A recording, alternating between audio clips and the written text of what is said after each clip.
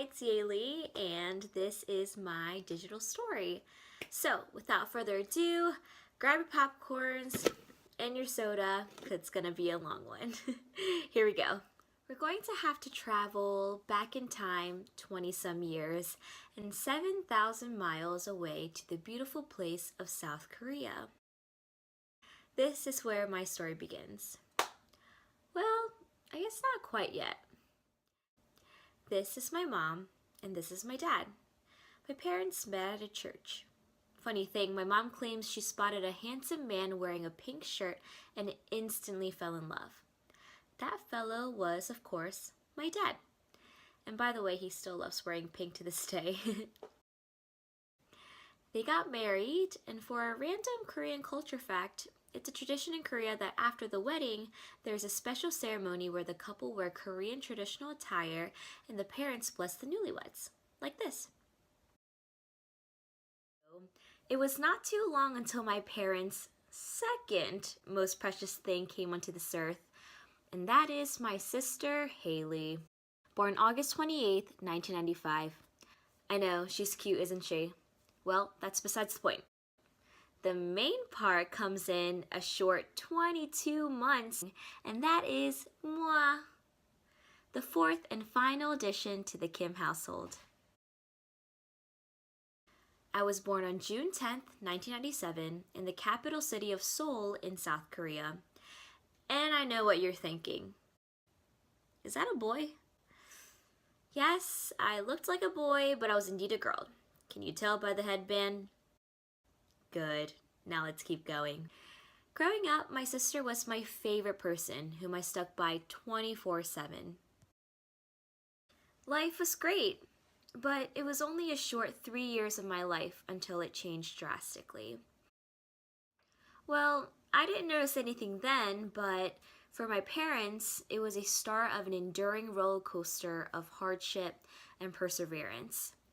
My family of 4 packed our bags, got on a plane, flew 7,000 miles to the US, leaving all family, friends, and our lives behind to the good old state of Maryland. We knew absolutely no English, and being the first generation to a foreign country was extremely tough on my family, especially for my parents. We had each other. And little did they know, moving to the States could be the best thing that's ever happened to me. For me, life didn't really change, but actually became more exciting. I became a tourist, still celebrated my birthday like normal, and began my first ever experience of school. I attended Pine Grove Elementary School and entered the first day of kindergarten with a spectacular range of English of not one, but 2 phrases. Hi, how are you? And where's the bathroom? Although English was not my first language, I don't really remember having a hard time in school. And actually, I loved going to school. And it was all because of my beloved ESOL teacher, my heart and soul, my savior, Miss Yuzurowski. She was the only one who ultimately taught me to read and write English, while never abandoning my own language and culture. She would ask me how to say things in Korean all the time and made me really feel valued. Alright, let's fast forward to first grade. Then second, when I discovered my very first hobby of dancing, and I continued to dance till my sophomore year of high school.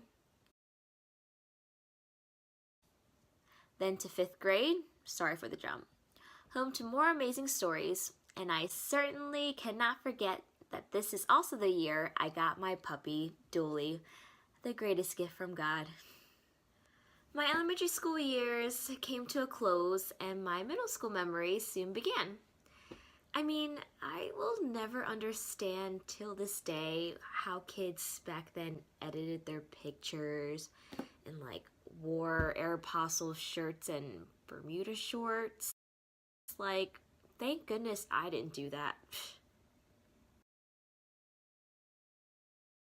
I know it's hard to believe, but middle school was actually some of the best years ever. High school rolls in, and although I do like a change of scenery, things just got a little bit more stressful. While school got harder, it also became harder to fit in with your peers, especially attending a school with a tiny Asian population. So, because of that, I tried my very best in every way to get involved at school in hopes of being able to find my identity and passion for something. I joined Relay for Life, which is an organization that fundraises money for the American Cancer Society. And this was also when I donated a foot of my hair for cancer patients. I played lacrosse and volleyball, joined the band, and even the school musical. I persevered to get myself out there and try new things, and it was only actually when I attended my very first mission trip to Arizona, my junior year of high school, when I truly found my passion. A team of 12 church members and I traveled to the Hopi Indian reservations. I realized how much I fell in love with listening to people's stories and helping others. And what role does that best reflect other than being a teacher? As the years of high school went on, I continued to do everything with a passion and loved every moment of it.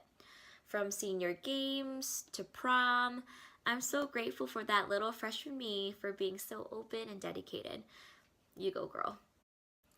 And then came graduation, and then, of course, Towson. So I have started my college journey here at Towson as an elementary ed major, and I've just loved it ever since. I just stay involved by joining the club lacrosse team here. And right now I live with 3 of my roommates, Emma, Taylor, and my little kitten Scotto. So yeah, I just think back every day to how thankful I am for my family, friends, teachers, and all my experiences, because without one piece of that puzzle, I wouldn't be where I am today.